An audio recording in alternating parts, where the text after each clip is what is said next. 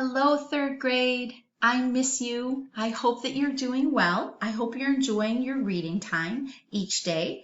Thank you for the comments and the answers that you've put on Google Classroom. I appreciate your participation. Today, I just want to go through the next story here. You're going to be reading pages 15 through 18. And that's one story about God's man Elijah. The name of the story is God Provides. And we'll see that. I love stories about Elijah. God did provide for his man, his prophet, Elijah. And so this is actually a true story, a true account from 1 Kings 17, 8 through 16 in the Bible. But Ruth Braille, the author, has written it in words that you can read and understand better. So I know that you're going to enjoy the story and you'll be thanking God for his care for Elijah and knowing God will care for us.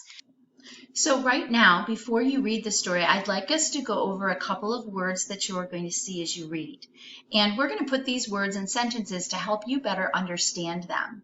Also, Mr. Woods, I believe, had this, this as a vocabulary list for you a few weeks ago. So that will help as well. The first word is right here in number 1. It's at the end of the first line here in this sentence. And it's the word drought. So notice the O-U-G-H. In drought, that group of letters works together to make the sound ow. We know that O-U-G-H can say aw in some words, like in thought. But in this word, it's making the ow sound. Okay, so that's called a phonogram, and it is making the ow sound in drought. All right, now a drought, you knew, Mr. Woods gave you this list, you knew, you learned that that is a period of abnormally or unusually low rainfall, leading to a shortage of water. And so I want you to read this sentence, number 1, to yourself, and then I'll read it with you so that you can better understand the word. Go ahead and read it, please.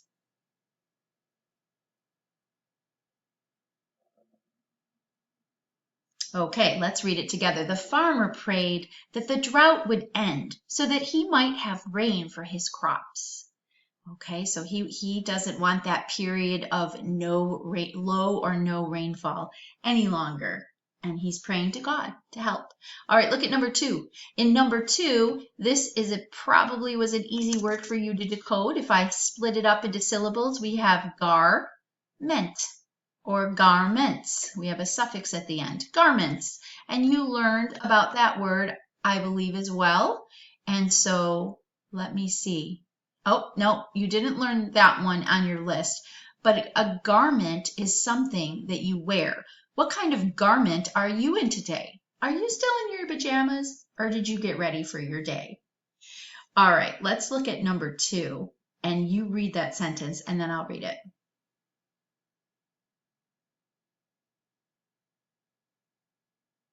Okay, let's read it together.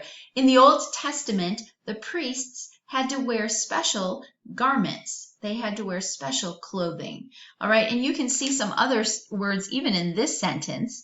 I got this sentence from your reading curriculum.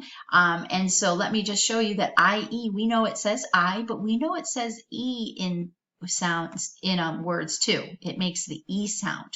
And so let me just go like that. Let's not use red. We like to use red for our red words, right? That's not going to work either. Let's use a darker color. There we go.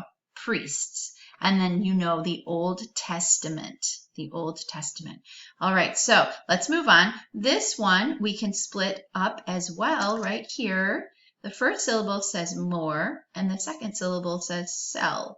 And so when we put that together, we have morsel. Morsel. All right, and let me just show you. I know you had this one. A small piece or amount of food, number 7 says. That is a morsel. So let's read this cute sentence here. Let's find out who found a morsel. Read, please. All right, let's read it together. The mouse found just a morsel of bread under the table. Okay, so a small amount of food. And then here's the next one. Now in the next one, we have O making its 4th sound. When I show you your cards, we say A, O, U, And in this sentence, in this word, I'm going to make it a different color, the O. O is saying and so this is smothering. It comes from the root word or base word smother, smothering. Okay, so read that sentence, please. Let's read it together. I was smothering under all my blankets and quilts. Okay, and so you know that smothering is to cover something or someone. I switched it, someone or something entirely, meaning all the way up. And Ruth Braille, the author of your story, uses a simile, which is a comparison. It's when an author compares one thing to another thing using like or as usually to help us understand and have a picture in our mind of, in this case, what the poor thirsty ground was like.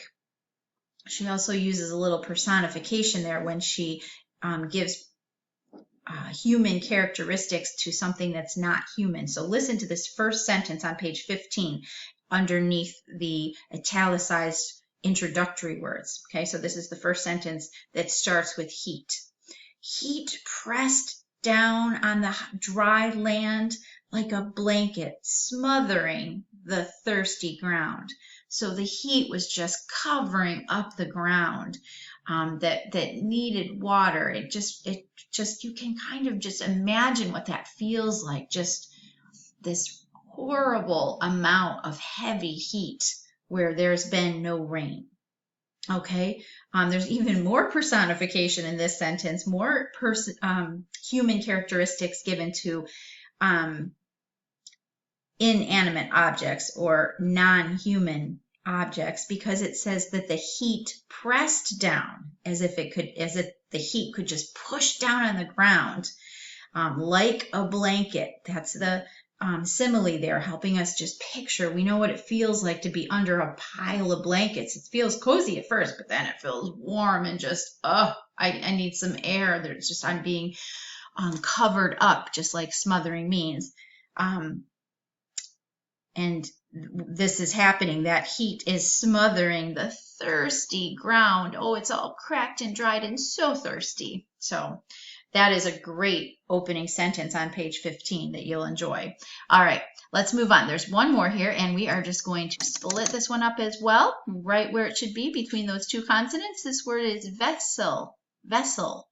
Okay, we know that we are lazy American English speakers, and so really that second syllable kind of has that schwa sound, vessel. We don't say vessel, we say vessel. A vessel is, I don't think you had that one on your list. No, a vessel is a container. It can also mean a ship, but in this case it's a container that's hollowed on the inside. And so we would just say it's like a vase or a bowl or something. So I have this picture for you of a bunch of vessels. Okay, and so that I was going to try to label it for you. Let me see if I can do that real quick. Yes, indeed. Here we go. Those are vessels. There's lots of them. Let's make it plural. All right, and we won't capitalize it because it's not the beginning of a sentence or anything like that.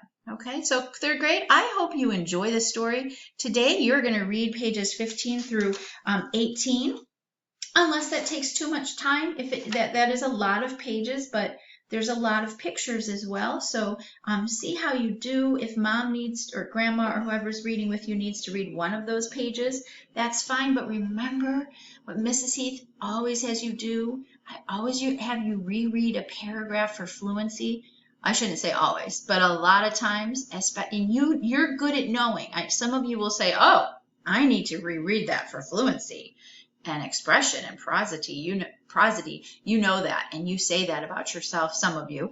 And so you be your own teacher. You think, okay, I have a feeling I'd have to read that again. And so you do that for practice. You get that practice in, and you enjoy the story and enjoy learning about how God provided for his man Elijah, and also for someone else in the story. Wait till you find out. Have a wonderful Tuesday. I love you and I'm praying for you, and I will talk to you again sometime. Bye-bye.